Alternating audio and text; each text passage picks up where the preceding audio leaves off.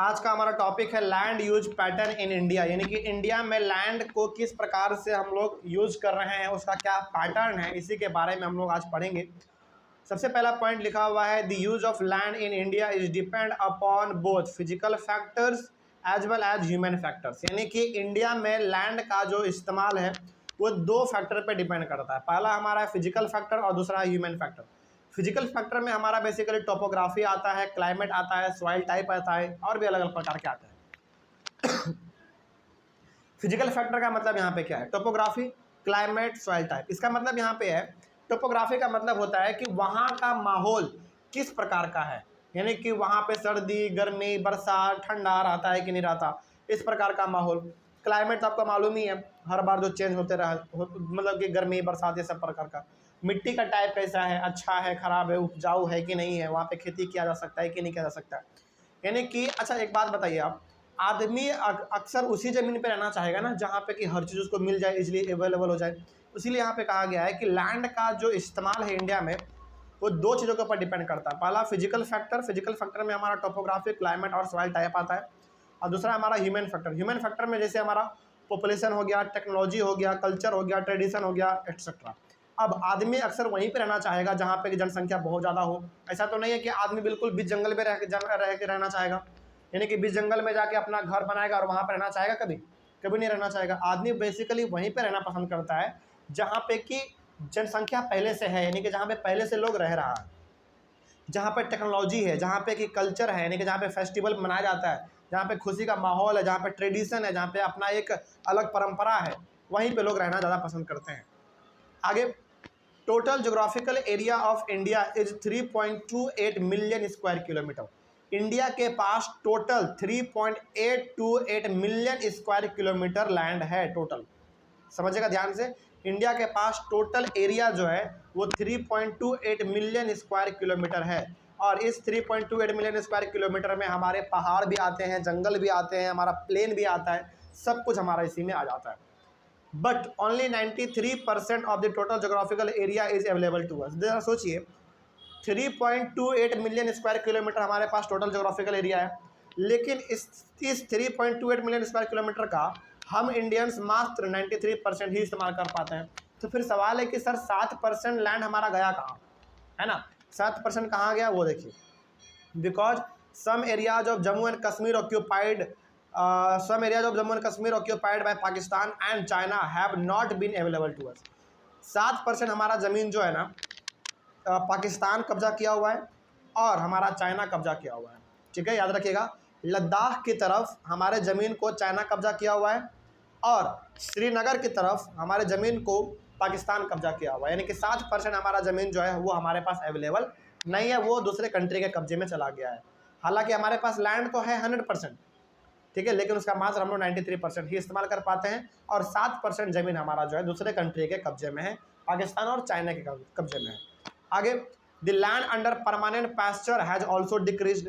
Permanent pasture land जो हमारा होता है, जहाँ पे कि गाय, बैल, भैंस, बकरी पूरी तरीके से चर के उस ज़मीन को जो ख़राब कर देता है, वो भी हमारा ज़मीन पूरी तरीके से ख़राब हो गया, वो भी हमारा नष्ट हो गया ज़मीन, यानी कि वो भी हमारे एक तरीके से किसी काम का ज़मीन नहीं है।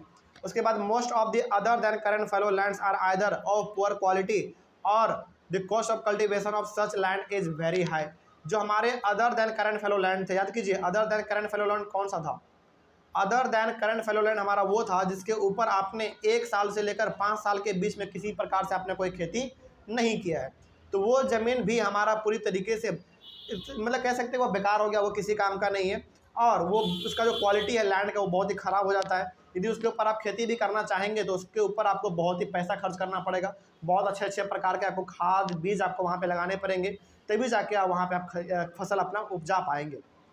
Waste land includes rocky areas, arid area, desert area etcetera, यानी कि जो हमारा वेस्ट लैंड है जो कि बेकार है, जैसे हमारा डेजर्ट हो गया, रॉकी एरिया हो गया, बालू वाला जगह हो गया, या फिर जहाँ पे बहुत गर्मी पड़ता है, उस ज़मीन को भी आप इस्तेमाल नहीं कर सकते हैं। तो बेसिकली हम लोग यहाँ पे कह सकते हैं कि हमारे पास मात्र 93% ही लैंड जो है ना वो अवेलेबल है, जिसको हम लोग इस्तेमाल कर सकते हैं। कुछ ज़मीन जो है हम लोगों का बेकार है, कुछ ज़मीन किसी के कब्जे में है, वो हमारे बस के बाहर का है, वहाँ पे हम लोग इसको इस्तेमाल नहीं कर सकते। आगे, non agricultural land includes road, railways, industry etcetera. यदि हम लोग बात करें नॉन एग्रीकल्चरल का, तो नॉन एग्रीकल्चर का मतलब क्या हो गया, जिसके ऊपर आप खेती नहीं कर सकते हैं, एग्रीकल्चर आप नहीं कर सकते हैं, उसमें हमारा आ गया रोड, रेलवे, इंडस्ट्री, इन सभी के ऊपर आप खेती नहीं कर सकते हैं। तो ये बेसिकली हम लोग लैंड यूज पैटर्न पढ़ रहे हैं इंडिया में कि किस किस प्रकार से इंडिया में लैंड का इस्तेमाल किया जा रहा है। आगे, forest area in India is lower than 33% of the total geographical area. Total geographical area हमारे पास कितना था, 3.28 मिलियन स्क्वायर किलोमीटर, है ना। इस 3.28 मिलियन स्क्वायर किलोमीटर का 33% के लगभग 33% के आसपास हमारे इंडिया में जो है ना जंगल है। याद रखिएगा, 3.28 मिलियन स्क्वायर किलोमीटर का 33% इंडिया में मात्र जंगल है। उसके बाद जो बच गया उसमें हमारा माउंटेन आ जाते हैं, हमारे प्लेट्यू आ जाते हैं, हमारे प्लेन आ जाते हैं, फ्लैट लैंड आ जाते हैं, ठीक है। उसके बाद livelihood of millions of people who live in और near this forest depends upon it. अच्छा, अब बहुत सारे इंडिया में ऐसे भी घर परिवार हैं जिनका जीवन पूरी तरीके से जंगलों के ऊपर डिपेंड है। जंगलों से लकड़ी इकट्ठा करके शहरों में बेचना, जंगलों से फल फूल इकट्ठा करके तोड़ के अपने जीवन मतलब कि अपने लाइफ को रिस्क में डाल के वो फॉरेस्ट में जाते हैं, जंगल से लकड़ी, फल फूल, साग सब्जी इकट्ठा करते हैं और फिर उसको मार्केट में जाके बेचते हैं। तो इनका बेसिकली हम लोग कह सकते हैं कि कुछ आदमी हमारे आज भी, कुछ आदमी नहीं बल्कि बहुत सारे लोग इंडिया में आज भी ऐसे हैं जिनका जीवन पूरी तरीके से जंगलों पे ही टिका हुआ है, उसका जीवन वहीं से चल रहा है। आगे उसके बाद यहाँ पे है continuous use of land over a long period of time without taking appropriate measures to conserve and manage it has resulted in land degradation. अब लगातार किसी ज़मीन को आप इस्तेमाल करिएगा ना, जैसे मान लीजिए कि एग्रीकल्चर लैंड है, यदि उसी को आप लगातार इस्तेमाल करते रहिएगा, जरा सा भी उसको गैप नहीं दीजिएगा अपने फर्टिलिटी को अचीव करने के लिए, तो वो ज़मीन भी एक समय पे जो है ना पूरी तरीके से बंजर हो जाता है, उसके ऊपर आप खेती नहीं कर सकते। इसीलिए आप हमेशा गौर करेंगे कि जिस ज़मीन पे खेती किया जाता है, खेती करने के बाद लगभग उसको 3 से 4 महीना खाली छोड़ दिया जाता है। क्यों खाली छोड़ दिया जाता है 3-4 महीना? ताकि वो लैंड अपना फर्टिलिटी दोबारा अचीव कर सके, गेन कर सके, उसके बाद फिर उसके ऊपर खेती होता है। आप कभी भी बिहार में खास करके देखेंगे जिसके ऊपर खेती होता है, एक बार खेती हो गया 3-4 महीने उसको लगभग खाली छोड़ देगा। इसलिए छोड़ देता है ताकि वो ज़मीन फर्टिलिटी को गेन कर सके, है ना, और दोबारा उसके ऊपर जब खेती होगा तो फिर अच्छी तरीके से फसल उपज पाएगा। ठीक है, तो ये हो गया हमारा पूरी तरीके से ये वाला टॉपिक कंप्लीट। उसके बाद हम लोग पढ़ेंगे अपने अगले वाले क्लास में land degradation and conservation measures, यानी कि लैंड हमारा किस प्रकार से खराब हो रहा है ये भी हम लोग पढ़ेंगे, और लैंड को हम लोग किस प्रकार से बचा सकते हैं इसके बारे में हम लोग पढ़ेंगे।